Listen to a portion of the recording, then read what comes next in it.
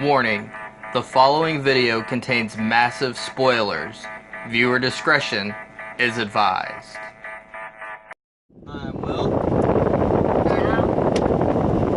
And welcome to the movie file.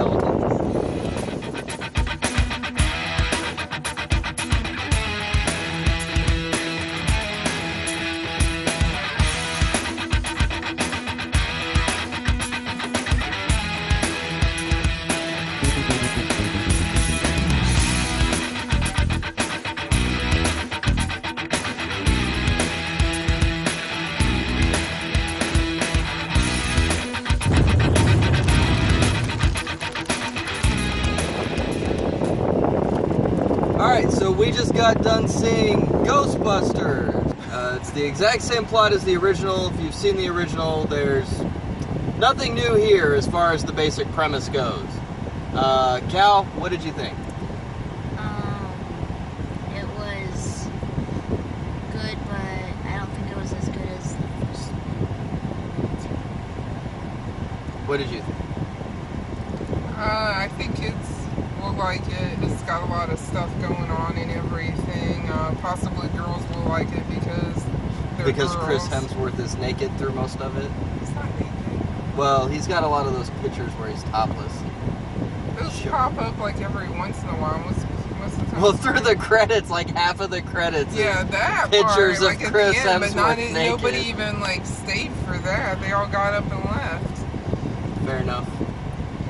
But yeah, and the kids will like how he was dancing and stuff at the end too, like in the credits and stuff. So it's got a lot of goofy parts, so definitely kids will like it. But then it's got a lot of parts that are kind of, I don't know to say graphic, but some parents might not like the marshmallow type guy. But he wasn't Marshmallow Man. He was something. He was the ghost from the logo. Yeah. Yeah. Holtzman wanted him to be a tiger. They only say Patty her or first. Petty or No, something. Patty's the black girl. Yeah.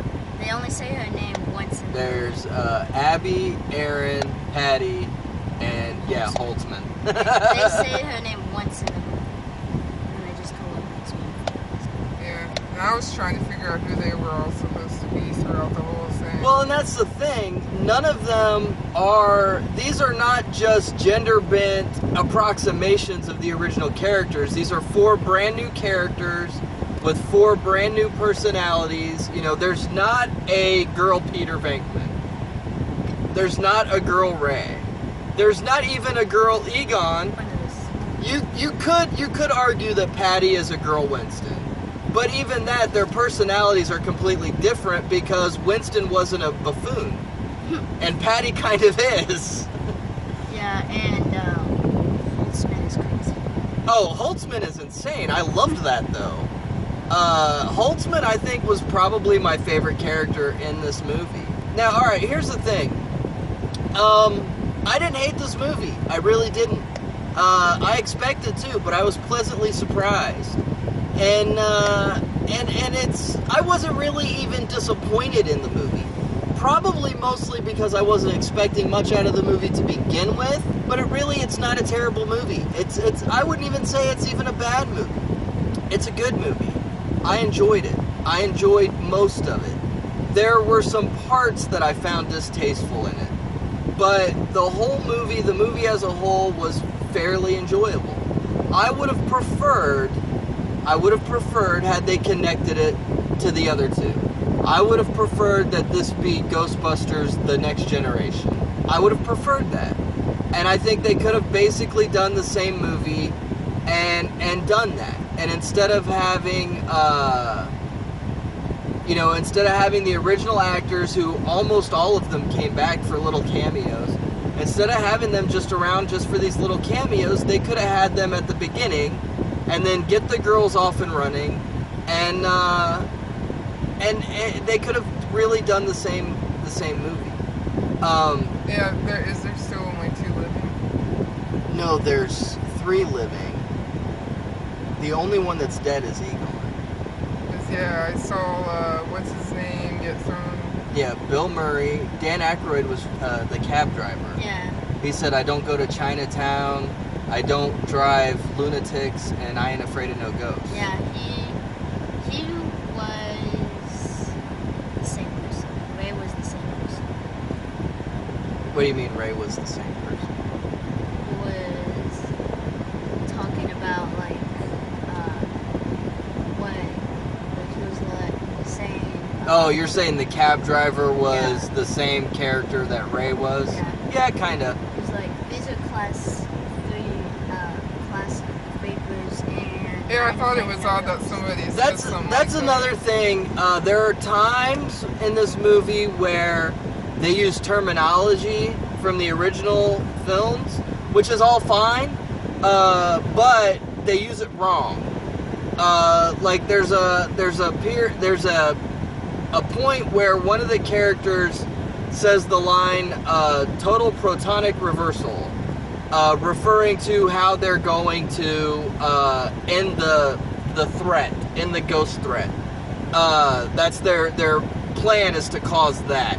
Well, in the original Ghostbusters, total protonic reversal is what happens when all life ceases to exist and every particle in your body explodes at the speed of light. So, I really don't think that was their plan, was to make that happen. Total protonic reversal was supposed to be the bad side effect when you cross the streams. Now, obviously, they did cross the streams in the original Ghostbusters. That was how they defeated Gozer, but total protonic reversal didn't happen. So yeah, there are times when they say things, they say technical terms from the original films, and they use the terms wrong. So the movie could have been better researched. The movie could have done a better job at connecting itself to the other two. But all in all, it's not bad. I think I agree with everybody, all the other critics. I agree with all the other critics that say that it's okay. It is okay. I'd put it at even probably slightly above mediocre. The general consensus seems to be that it's mediocre, and honestly, I'd put it slightly above mediocre. I did not think it was that bad at all. In fact, I enjoyed most of it. There were only a few parts that I found were distasteful. Yeah, there was some anti-man sexism in it. Yeah, there was some pushing of feminism in it. But it didn't dominate the movie, really. It really was kind of just stuff in passing. And it was stuff that, once it happened, you kind of groan, and then you get over it pretty quick, and you're on to something else. I also didn't find the cameos of the original actors, I didn't find them that distressing, or that distracting. A lot of people were saying they were distracting, they take you out of the film. John Campea said the movie stops every 10 minutes to pay homage to the original, and I didn't feel that way at all. I felt most of them were fairly natural. Most of the fan service, most of the fan winking in this movie was fairly natural. So yeah, Cal, what would you give it out of 4?